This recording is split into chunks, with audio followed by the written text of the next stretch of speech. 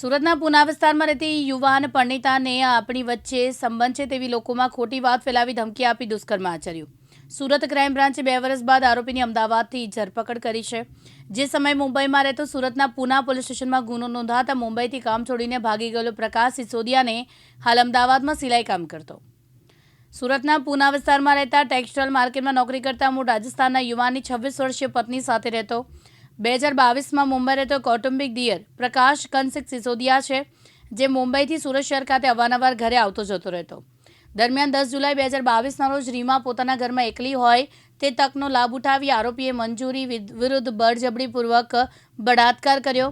કૌટુંબિક દિયરે તે સમયમાં અશ્લીલ ફોટાઓ પાડી કોઈને જાણ કરશે તો ફોટાઓ વાયરલ કરી દેવાની ધમકી આપી.